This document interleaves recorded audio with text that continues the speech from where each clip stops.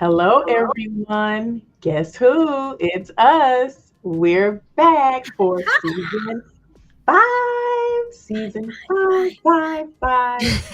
Last Can week, you believe it? I can't believe Hi, it. everybody. It's been 5 years. Hi, everyone. We're back for the fifth time. We're back for the first time. You watched Bree and us talk a little bit last week about all the things that we are excited about for this season, and this is one of those things. Being here today to talk to Two Dance Moms, the host of Two Dance Moms podcast. We're so happy to have them back. If you are joining us for the first time here in season five, I don't know how that could possibly be, but if you are, welcome. This is Beyond the Steps. We are a weekly video podcast that talks about everything performance athletics, from nutrition, psychology, dance medicine and science, which dance is our roots, dance medicine and science, sex abuse and prevention, racism, gender equity, you name it. We tackle the big topics and we talk to experts with amazing perspectives about all of these issues each week. You can find us on YouTube, which is probably where you are right now, or Facebook, and make sure that you tag your friends, call your friends, email your friends, and let them know the show is on right now and to watch. We have such a great show for you that I think some of our performance athletic youth parents might be super interested in. We're going to talk about some tips and strategies when you feel pressure to keep up with other families on your team. That keeping up with the Mhm. Joneses thing, That is real. That it is is so real. real. It is Yeah. real. And it's real on every single team. You're always looking like, should I be doing that? Should I not be doing that? Can I even do that? Is that something that we can financially even figure out? Am I going to be pulling lint out of the bottom of my purse trying to figure out how to pay for this stuff just to keep up with these other families? So we are talking to Amira Azimi and Casey Day from the Two Dance Moms podcast today. They are seasoned dance moms who have probably had a good amount of experience with this either themselves or through their network of other dance parents. And we are so excited to tackle this topic today. I totally forgot, and it's not my heart, it is totally my head, to introduce my amazing co-host, Bree Zabrowski from Apollo Performance. Hi. She's also Hi, everybody. Happy Friday. One of the things that we are going to be doing. So, Casey and Amira were with us last season in season 4. They're a valued partner of Apollo. We're so excited to be working with them, but we loved chatting with them so much that we decided in season 5 that we're going to bring them back every quarter to give us sort of that parent perspective that they do so well. And we're going to be chatting with them once a quarter on this show this season. So you're going to see them a little bit more. If you aren't familiar with them, you need to go get familiar with them. They are the hosts of a weekly podcast sharing their own wins and fails as dance moms with the tips and tricks they've learned along the way, helping dance parents find a little more fun and a little less stress at their dancers' next competition. Casey is a fitness trainer, wife to a firefighter, and mom to 3, 2 boys and 1 girl. And Amira is a proud parent of 2 kiddos, a very athletic 12-year-old son, and an energetic 10-year-old competitive dancer located in SoCal. And both of you, welcome. Thank you so much for being here. We're really Thank you excited so to much be for here. having us. We love coming on this podcast. Thanks. We're excited. We're going to be coming back through the year. Yeah, it's fun to have you guys to kind of commiserate with. And for anybody out there hearing dance, don't change that channel, because everything we talk about the show is applicable to any performance athlete, insert any sport. We tend to err towards things that are affecting youth. And we're always open to hearing topics that you want to discuss as well, or things that you're curious about. So we'll talk about that later. But with that, Casey and Amira, Two Dance Moms is really taking off. You guys have just sort of reached this tipping point, and it's really exciting to see. What new and exciting things do you have on the horizon, and what can you share with us this season? Thanks, Bree. We're super excited. This kind of just all fell into our dance mom laps, and we just kind of thought we would chat about stuff we were spending like an hour a day chatting about on the phone.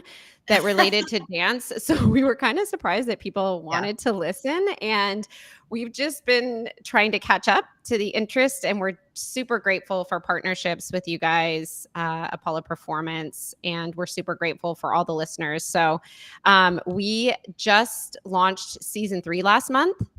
And we have some super exciting episodes in the pipeline. We have actually had both of you, Melissa and Bree, interviewed, and going to be a new episode on the podcast. And we just finished last week. We had Jason Pickett on the podcast and some other really exciting guests. You may notice if you're listening to the podcast, we have new microphones, new equipment. Ooh, so that was a big, exciting thing for us. We started just with what we kind of had at home, and we now have upgraded. And so we sound a little better. So lots of exciting stuff. And we're really happy to be here talking with you guys today. Well, congratulations on what is sure to be another wonderful season. Really proud of you guys, really excited for you. And just thrilled to partner with you guys for another year. So very, very cool. We look forward to listening. Yes, absolutely. And when I was on the show, I recorded my show with them. I was like, wow, you sound great. Please send me the link to those microphones. So y'all are definitely going to hear the difference in the Agreed. I see the same thing. Yeah, they sound fantastic. They do. So let's go ahead and jump into it. I'm a football mom. Y'all are never planning to be a football mom. I'm a dance teacher, been one for 20 plus years. Never planned to be a football mom, but here I am, killing it. And I'm not gonna lie, I feel so much pressure, even as a football mom. I can't even imagine what it's like as a dance mom. But the pressure that I feel is usually around, like, should I be bringing the team snacks? Have I signed up for enough concessions slots, volunteer slots? Because there's, one mom that's always packing these little goodie bags, beat the Cougars, at the end of every game, and she gives them out. And I'm like, okay, I barely made it here. I don't think I should have. I'm hanging on by a thread. I'm here. I showed up. I barely made it here. So what are the top 3 areas do you think that in dance that parents tend to feel pressure? Oh, see, I can totally relate. I was also a football mom. Like you said, Bree, I have 2 older sons before I had my daughter. And so they played basketball, played football. And so it all is the same. No matter what sport you're in, it translates across all the different styles. But for dance, I think it is a very expensive activity, and fundraising can be one of the spaces where you can feel a lot of pressure to participate, to try and come up with things that are going to help the team earn money. It's really difficult because most studios, you don't get to have a 501, and with some teams you can. So it's a lot more challenging on how you raise money. Everybody's always got an idea like, oh, let's do this. We can't do that. We're not a 501. Mm-hmm. So depending on what kind of a team, and it's just a lot to get involved. And then everybody's like, well, did we even make enough money? So fundraising is definitely one. I think number 2 is going to be props. If you have a studio that does big production pieces or just props within their group dances, there need to be people that make the props. And there need to be people that haul the props and unload the props. And, props is a big one if you have any. And then I think the last thing where people want to kind of need to keep up is with information. And sometimes it's almost like a race to who can get the information quick enough and who can share it with everybody. Like, oh, I know when this is happening. Let me tell you. And you're like, oh, wait, am I behind? Am I behind on the ball? I didn't get, the schedule or figure out when that thing is. So those are the areas I think in dance where we see some of that parent kind of pressure to keep up. I think for me, all of those things ring so true. Having sat on both sides of it as a director and as a parent, I think another big one is training. So like your training opportunities for your athlete, like you think you're doing it, and then you hear about something else that you didn't know about. And I know better. I mean, that's like, I'm a walking I'm just full of hypocrisy, because I have said these things in dance for years and I can spot it a mile away. But when I'm in it with my own kid, I am just as guilty as everybody else. And it's terrible. Like, the only advantage that I have at this point is that I can check myself. Like, I am out of body looking down going, you are doing this. And I can pull myself back. But it is really easy to slip into it, even when you're aware of the pitfalls. And I think training is one of those things that, insert any, private training or skills camp or dance convention, that, maybe you only know what you know as a parent, and then you hear from other parents that they did X, Y, and Z, and you're like, oh, my kid missed out. Now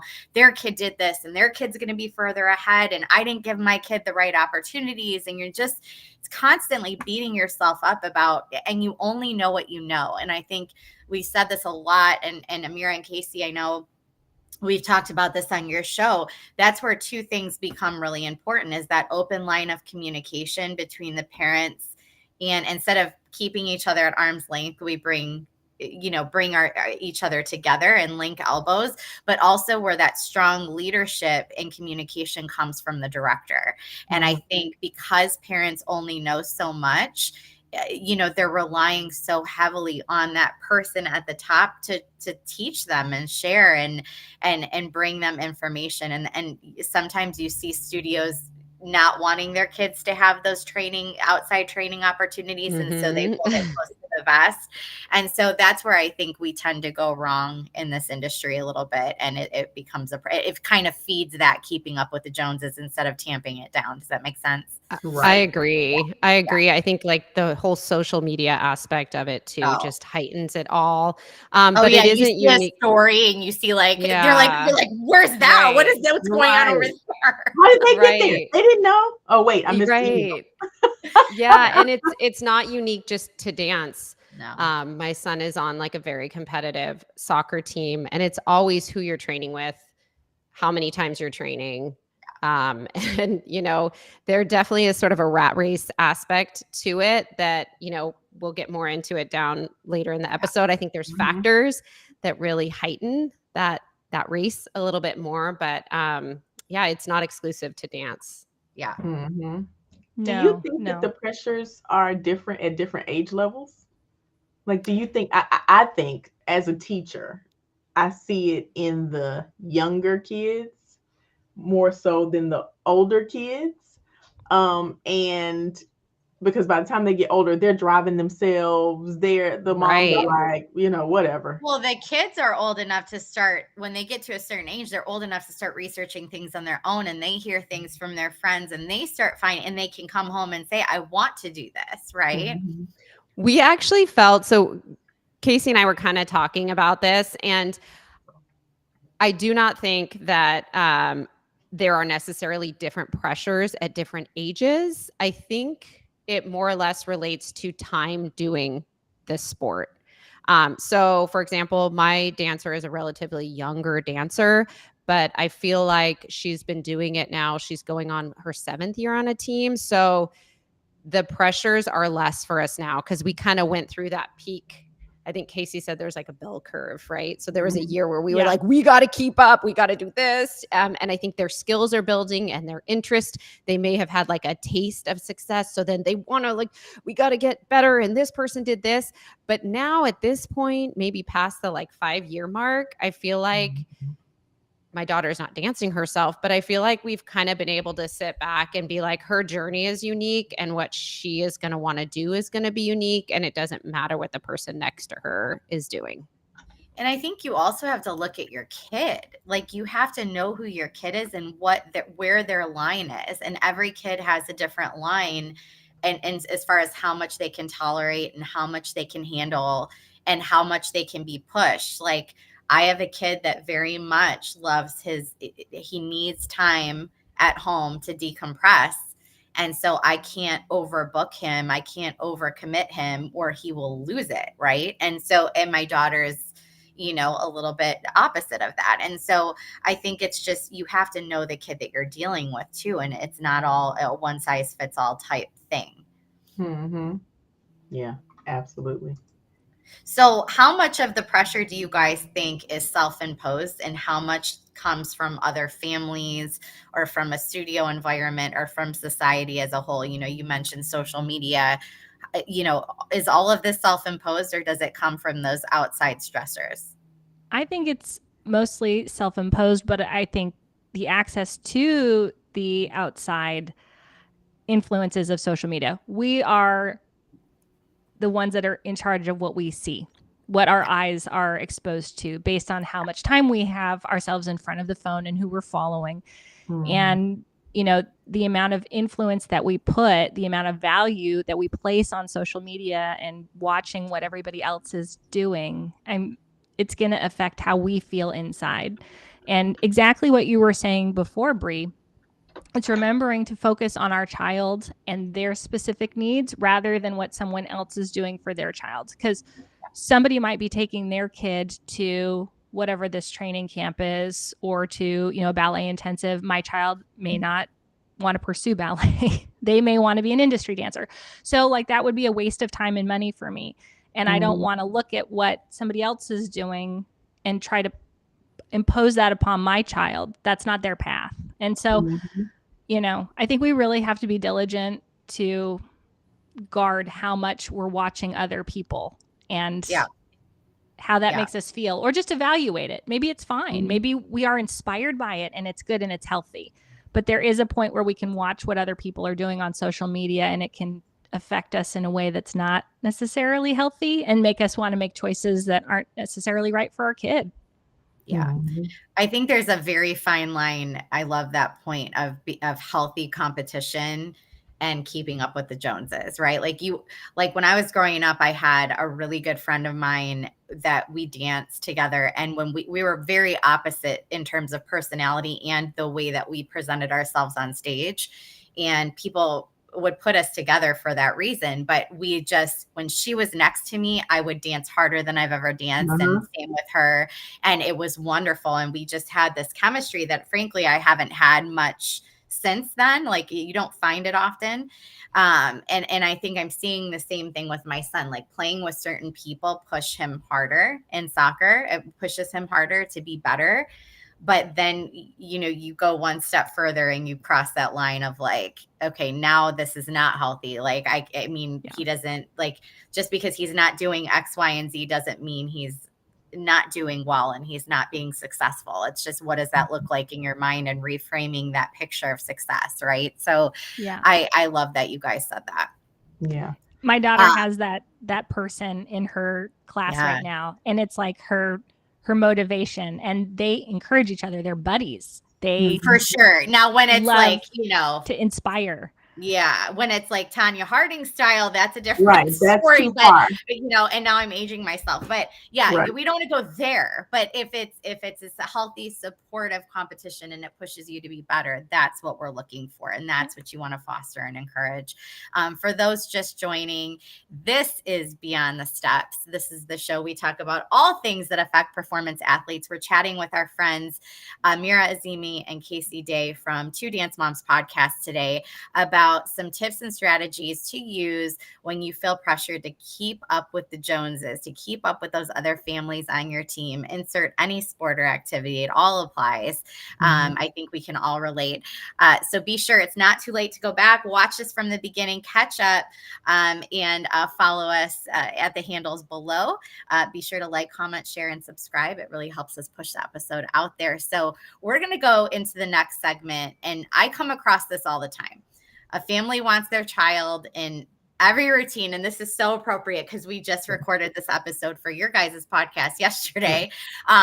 They want, every routine, 2 solos, 3 duos and trio, whatever, and they don't have the financial resources to cover it all.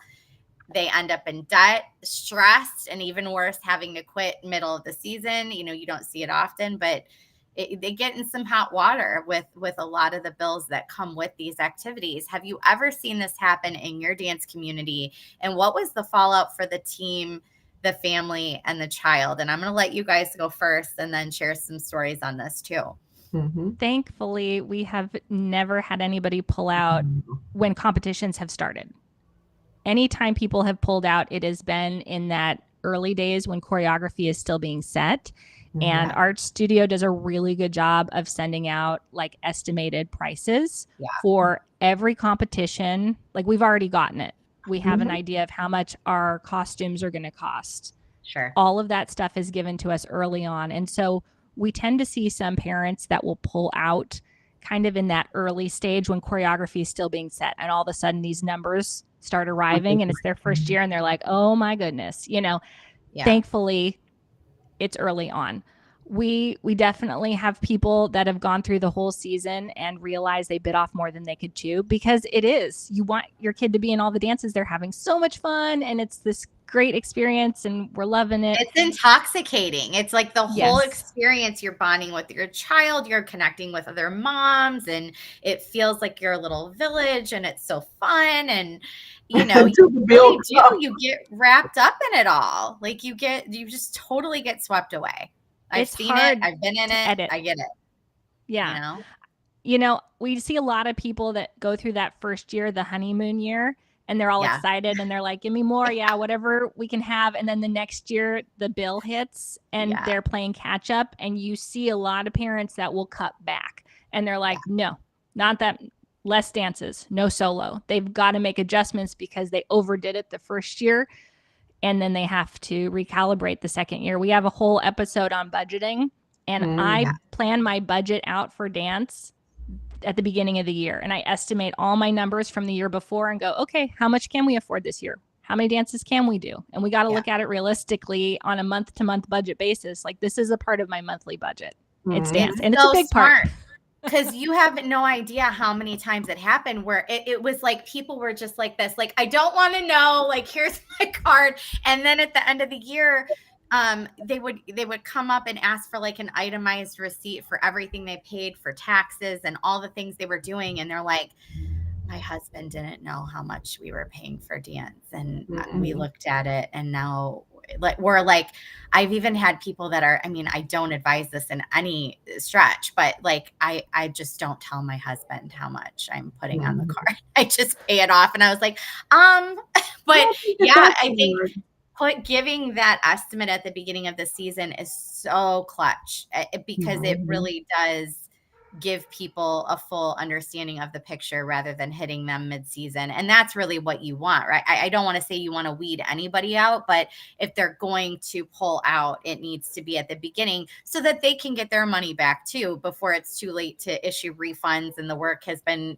all the way completed and, choreography is paid for and all the things. Costumes are done. There's nothing you can do about it. Like there's so many things that you want to make sure that people don't step into those landmines, right? Dance is like, it's like ordering on an a la carte menu, and each thing isn't that expensive. You're like, yes, let's do this one thing. Let's go to this intensive. Let's add on this private lesson. But then when you get to the end of the year and you add up how much you actually spent. Yeah. Well, it's really easy too, because a lot, especially when you get to the competitive level, travel is not factored into, or it hasn't been in any activity that I've been part of, certainly not dance, where, I always put big, bold letters highlighted, like this does not include hotel expenses, gas, food, like air travel, if it's required, like none of that is factored in. And when you add that up, that's a couple grand more, easily. On top of that bill. And so I think that's really what bites people, well, not to add to the mix, but I'm just thinking like gear across both sports for my kids. Okay, let's not even get started on like dance wear and, all the accessories, having that. And then with soccer, your cleats, we're looking at $200 to $300 cleats for turf, artificial grass, and regular grass, and a practice pair. So that whole component, keeping up with that does apply too, because they want to be wearing the best cleats and the best dance wear. And you want them to be safe. Caught up in that. Yeah. And it's also a lot of this stuff is like paid in monthly installments, or it's paid like, I know in soccer, like we paid the whole fee for the season up front. So it very much feels like, oh, we've got this all taken care of. So to do an extra this or an extra that, or go to an extra convention, oh, what's another couple hundred? But then you start adding it up at the end of the season and you're like, oh my gosh, what did I do? Yeah. Right. So it is, when we talk about keeping up with the Joneses and that mentality, it is, which I don't know where Joneses came from. Does I don't have to look I was going to look it up. know. Like, who are the Joneses? Find that out. I don't even know. Why are we keeping up with them? And who are the Joneses? Who are the Joneses? Oh, we lost Melissa. But anyway, yeah, I think that she'll be in a second. But I think that it's so important to really, check yourself and make sure that you're staying within your means and what your family can afford while still satisfying the commitment of the program. Do you guys think that keeping up, that sort of like inclination to keep up with other families ever impacts the child's experience in said sport? 100%. You do. 100%. So there's the financial impact to the family, which thereby affects the child, number one. Number two, I think, is like this imbalance of family priorities really affects that healthy, happy balance you have with the other members of your family. So if their lives revolve around this sport that they're doing, and thereby their calendars are completely commanded by this sport, there's no other time for like happy interactions with your family, for like traditions you do, or just relaxing and, growing together. And so I think that is a really big drawback that affects a child. Probably more so even than that is what we are teaching our kids. When we are constantly keeping up with the Joneses and feeling this pressure and caving into it, we're teaching our kids that is a priority, that they need to compare themselves to what all these other people are doing, what these dancers are doing, what these soccer players are doing. And there's this quote I love so much that I see over and over again, and I've actually written and put on my daughter's board and on my son's in his room. And it's a Teddy Roosevelt quote. You've probably heard it before, but it's comparison is the thief of joy. And I just love it because I think it's very easy with social media, with their friends, to compare themselves constantly. And I think as parents, we have to sort of temper our pressures we're putting on ourselves to keep up, because then our children won't feel it as much. And we don't want them to grow up feeling like they need to compare, themselves, because they'll never be happy. You're never going to be, there's always going to be somebody better than you. Yeah, that is find them on social media. Yeah, that's a really, really great reminder for me right now. That is wonderful. So while we're waiting for Melissa to jump back in, there can definitely be differences in resources, financial time, between families, right? What advice would you give to families who feel a little bit overwhelmed by the expectation to keep up? I would tell them to reprioritize. I would say like scale back and bring it back to the basics. Like focus on what brought your child joy in their sports, and stop like overwhelming yourself with the additional add-ons that come with that. I think that if you bring it back to just those basics and you stop what you're doing and you take a break and you reprioritize, I think it really becomes clear where you want to focus the energy for your athlete, your dancer, your stage performer, whatever it may be. You have to like find what brought them joy in the beginning and take it back to that. And I think that that's sort of a way of reestablishing what matters to you and your child. And making sure your child knows, like, we're doing everything we can to support you. And I think that's where it becomes really important too. Like you guys were sharing, like, your kids volunteering and doing things, like it's okay to let your kid know, like they need to, that this is we have these conversations all the time. Like we never want our kids to feel guilty that but we want them to have a respect for the amount of time and money that we are putting forth as a family to support their their passions and their dreams Right. and what that requires of the entire family, not just them. And so it's always a reminder of like, don't take this for granted. Be super thankful that you get to do this. Right. So, right. We want them to appreciate it. But I think, I've seen families take an entire year off to scale back and like take it down to basics. And I think it's important for us to remember, no matter what the sport, we can like pick it back up again. They can take a year off, save some money, and then go back in with the things that brought them joy, the things that matter most. And I think sometimes it takes that break to know where to put your energy and your resources. Yeah.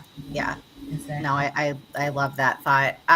If you're just watching, this is Beyond the Steps. We're chatting with Amira Azimi and Casey Day of Two Dance Moms podcast, and we're talking about tips and strategies to use when you feel pressure to keep up with the other families on your team, that keeping up with the Joneses bites the best of us. And so we're talking about that today. It is a very real thing. And, it's something that I think we all have to really check ourselves on the regular to make sure that we're not falling into that trap. We are so excited to have you watching. This is season 5 of Beyond the Steps. It's not too late. Go back and watch this episode from the beginning, and you can watch all of our episodes on YouTube and Facebook at Apollo Performance and TP Dance Creations. So make sure you do that and give us a follow, like, share, subscribe, and comment. Melissa, let's jump into our third segment, because I know we have more to dive into. Yes, absolutely. So balance is key. That's what they say. Balance. You must always be balanced. That is the key word. How do you think, or what do you think is a healthy way to achieve balance between your child's progress and not trying to keep up with other families? So like, you want them to progress. You want them to go to these things, but you have to balance what they can do with what you want. Your wants and your needs always in this life seem to be competing. So how do you think, what's a good way to balance that? I would say twofold. Number one, knowing your child, knowing what their goals are specifically. And that way you're not going to be distracted by all the other options that present themselves that maybe aren't necessary. Mm-hmm. So you know where your kid wants to go. You know what their focus is, their interests lie. They have a direct path to that. And we can do our part as the parent to find those resources, those opportunities, and then we can cut out the unnecessary ones that are distracting. Yeah, maybe, little Susie's going to this other convention. You don't need to go to that one because you've got this other thing, and that's our path right now. That's what suits your goals and your, desired destination, at least for now. Kids change their interests as they grow older and understand themselves better. But I think that's one thing. I think number 2 is finding other resources financially that fit into what you can do, your capacity. So maybe you can only go to one convention, one outside thing. But you know what? We're going to do this online subscription to help work on your conditioning or to work on your flexibility or whatnot. There are options for your kid to continue their progress that fit within your budget, your travel, all of those things. There's so many resources out there. So you can continue to push. And Bree, to what you were saying earlier, like the kids have to invest as well. We said this with my sons. They were doing, travel basketball. We always told them, hey, we're investing X amount financially, time-wise, weekends, all of it. You have to invest on your side the same. Mm-hmm. The effort has to match what mom and dad, what the parents, whoever is funding this endeavor. Yeah. The kid has to be able to match on their energy, their ability to practice and discipline themselves to invest their own time. So. Yeah. And I think it's a struggle because, they're human and they get tired and, they're just like adults, right? Like they not every day they're going to be at full capacity and full energy, but there's a difference between being tired and doing your best that day to like, if I hear I don't want to go, like, thank God I'm not hearing that from my son. But like, if that's kind of my metric, like if I start hearing like, I don't want to go, I wish I didn't have soccer today. if I hear those words, that's going to make me rethink real quick what we're doing here. And he knows that. He's very aware of that. And I told him, like, if you ever get to that point, it's okay, but you just need to be honest. And because I am very well aware of burnout, and I'm very well aware that that is a very real thing, and it starts younger and younger these days, especially when you have a child that, you know, there's a lot of discussion, and I'm sure this is for another episode on another day, of like, what age is the right age to fully commit to a sport? You know, there's a lot of studies, there's a lot of perspective that show that, you know, kids should be multiple, you know, shouldn't be committing to one thing, you know, as at 11, 12 years old, they should be doing multiple sports and multiple activities. But, you know, you look at we're talking about keeping up with the Joneses and resources and all of those things. I quite honestly, like, I don't have a kid that wants to do those things. We've asked, and he's, you know, he does clubs at school and he gets involved in certain ways, but soccer is like his primary sport, and he doesn't really want to play anything else.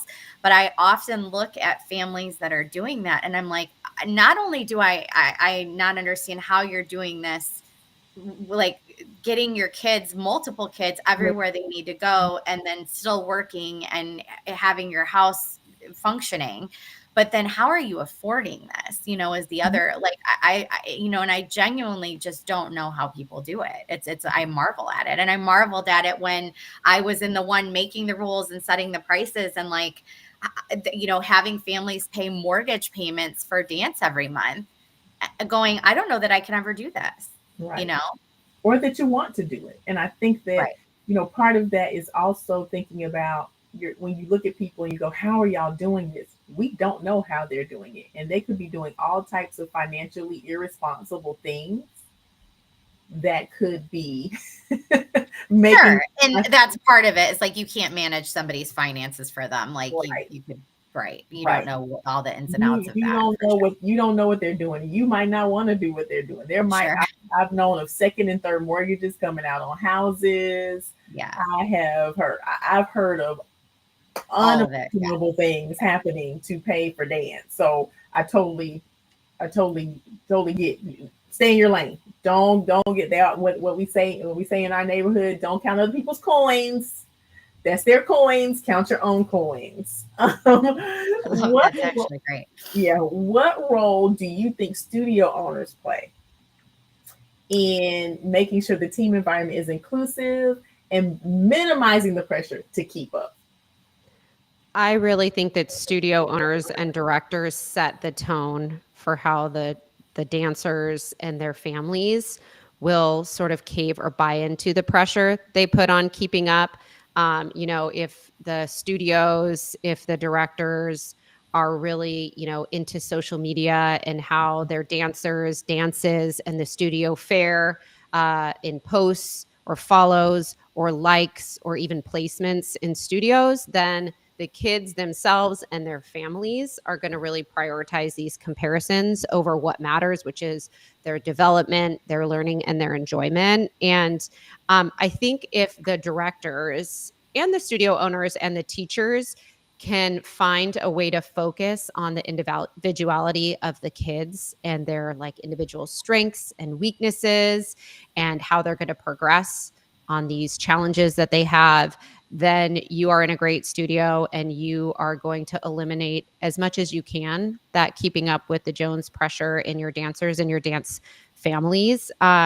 We are with a great studio. I think that because it's small, we're able to have sort of individual focus and, you know, at times charts or things specific that the dancers need to work on. But I think that that's going to really depend on like teacher, coach, staff ratios to dancers or athletes. You know, if it's just too large, I think you're really limited. I'm curious, Melissa, how many dancers you have or had in your company and sort of what ratios you're looking at, because I do acknowledge that it's probably very difficult for studio staff to provide individual direction, but I think that really can eliminate some of this pressure that the dancers are feeling. Yeah. Well, and things like you don't even think about. So this was a policy. I actually got some flack on this as a director. So when we would go to competitions, or we would have, we did a certain amount of mandatory competitions and conventions, and then a certain amount were optional for those that wanted to pay for and do a little bit more. And then inevitably, I always had like a handful of people that would do more than that on their own. As long as it didn't conflict with dance, they were allowed. But anything on the mandatory or optional list was excused if they had to miss a rehearsal over the weekend to go to that event, right? So that was all laid out beforehand. But when we went to these competition, it was standard practice in our area, at least. And I know this is the case with many areas, where the studio directors will post, congratulations, so-and-so, so-and-so, so-and-so, so-and-so on your win, and for, getting this award at this convention and this, and then posting all like the results of their scores and the awards they received and all of the things. And I really, I would do a blanket, so proud of all of our students for their hard work at this convention. And I think I did a couple times post the results, and then I started feeling really icky about it, because every optional, convention you start posting, there's not every kid can or will attend to those things. And all of a sudden you're basically calling out, these kids are doing more than you. And they're getting my attention and they're getting my praise. And it's not necessarily fair, because the backstory and why those kids can't do these other things could be a multitude of reasons. They don't have the resources or financially to attend. Maybe they're committed to other activities and they're working just as hard in their other activities that they don't want to go to another dance convention. And so there's a lot of things that fall into play there. And I just stopped doing it. And some of the parents were so upset that I was not announcing the results of our stuff on social media, and it wasn't public knowledge. And I was like, it never felt good to me. Right. So I think those sorts of subliminal messaging that can get to people too, is, you react to that. You see, well, I want my kid's name to be on that list, and I want my kid to get praise from the studio director or the choreographer or the teacher. Like, I need to be like them. Right. So stuff like that too. It's the little nuances that we don't necessarily always think about either. Right. Yeah. 100%. Yeah. So what do you think, we talked about it from the studio director's role, but how do we keep children from feeling left out or less equipped, from feeling less equipped than their teammates if they don't have the resources? Or on the flip side, how do you stop a kid from feeling superior to their teammates because they do have the resources? I think it goes back to the age of the child, and it's going to differ depending on how old they are. When we have a younger child, if I want to keep them from feeling left out, then I am going to heavily limit the amount of social media access that they have. Yeah. Pause for effect. Right. It's a lot to process as a young child, their brain, and seeing everybody do these amazing things. And I think they have to learn that they're not going to be invited to everything, or that they can't go to everything, or that mom and dad can't afford everything. Like, we have to learn to say no. And that's an important part of life. We can't teach our children that they get everything they want, because it's going to be a rude awakening as they turn into adults and they think they can, do all the things.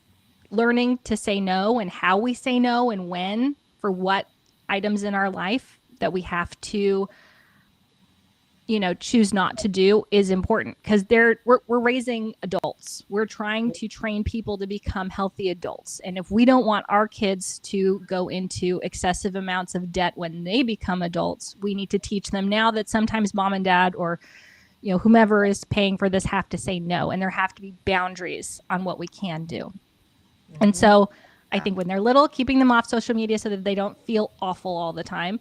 And as they get older, just being very communicative about the realities of budgets, and like, this is just not realistic. And moving forward, I think for the child that is getting to do a lot of the things, that's a heavily parented role. You have to teach your child what they can and can't post if they have social media, and the way that they even phrase it or word it or how they're talking to their friends about it, because it's very different to invite a friend and be like, oh, do you want to go to this thing with me, as compared to say like, oh yeah, I went to this thing.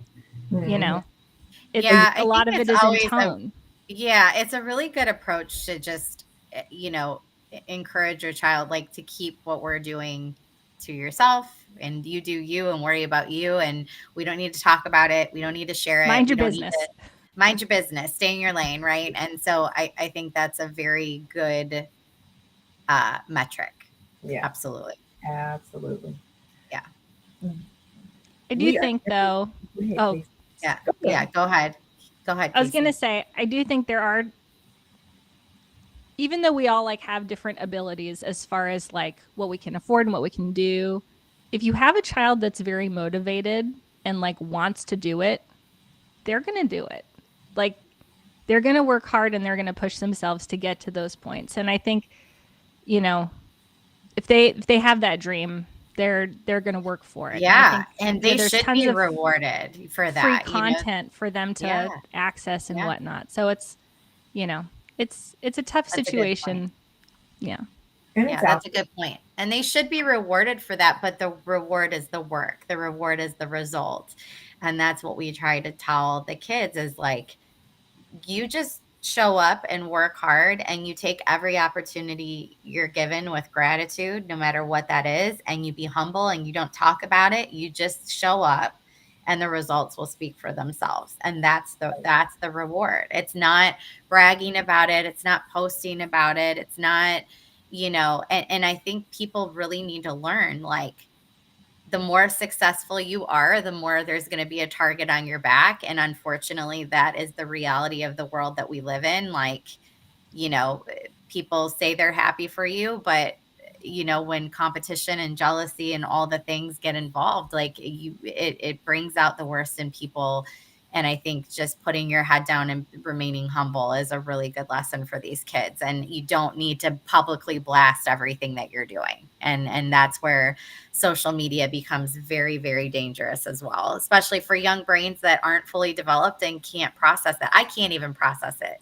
And I'm in my 40s, so I can't imagine how we're going to trust that responsibility to teenagers that have all sorts of things flowing through their bodies and are going through so many changes. It's not a safe and wise thing to do. No. I want us to definitely move to homework, because I think that there is a good amount of homework that people can do between now and next week. So you've been on the show before, so we give homework. What is one action that you would like for our listeners to take between now and next week to make progress in this area? Spend some time with your family or your friends doing an activity that has absolutely nothing to do with your child's sport. Nothing, whether it's dance, football, soccer. Take them out of it, help them find joy in whatever it is you're doing, but have it be nothing to do with their sport. I love that. Balance. Right. Balance and yep. That's actually a really great idea for an episode. Yep. Talking about balance. Got lots of suggestions. How to achieve it. Maybe we'll have to make that our next topic. Yeah, we have some open topics for the future. We got to throw that one in. Yes. Yeah. Balance. Thank you so much for that homework. We have our homework. It's been 5 seasons and this homework has not changed. No. Not one little bit has this homework changed. It's to take the STEPS initiative. The link is there on the screen for you. It is a totally free education module that gives you very, very important information. Not all the information you need, but definitely a great start around how to work with performance athletes, how to make this space safer, happier, and healthier from psychology standpoint, nutrition, dance medicine and science, racism, sex abuse and prevention, gender equity, you name it, it's in there. So please run to that link and take this and share it with your friends. Amira, Casey, how can people find you? Well, we have a podcast and you can listen to it everywhere you find podcasts. Two Dance Moms podcast. We're also on Instagram at Two Dance Moms Podcast. And if you so desire, you can email us. We're actually starting a email question topic kind of on Fridays, occasional bonus episodes. So if you have a topic that you want us to talk about, you can send us a question or just we'll chit chat about it. So email twodancemoms@gmail.com. Love that, you guys. That sounds so fun. I can't wait to hear those bonus episodes. That's fantastic. And thank you guys for being here. We always have great conversations and we're looking forward to doing this with you guys more of this season. We really appreciate your time and all the insight that you shared with us today. It's been a great conversation. Thank you so much. We appreciate it, guys. Yeah. And to all of you, thank you so much for watching. This is season 5 of Beyond the Steps. Thank you, as always, to my fabulous friend and co-host, Melissa McDaniel Grisham. I love doing this with you every week. I'm so glad we're back. Beyond the Steps is here. Season 5 is here. You can watch us on YouTube and Facebook at Apollo Performance, at TP Dance Creations. Make sure you go back and check out this episode as well as all of our episodes, season 1 through 4. You won't be sorry. There's fantastic content here. And if you have an idea or a topic or you want to be a guest, DM us on any of our social media platforms at Apollo Performance and TP Dance Creation. Next week, we are going to be back on 10/18 with Gina Harris of Cheer Coach Academy about how to build successful cheer programs. We're going to talk about our cheer athletes, but again, this is an episode that's going to be able to apply to any athletic activity that you could possibly think of. So there's going to be some great insight there. We hope you tune in, do your homework, and until next time, we hope you continue your journey beyond the steps. Everybody have an awesome weekend. See you soon.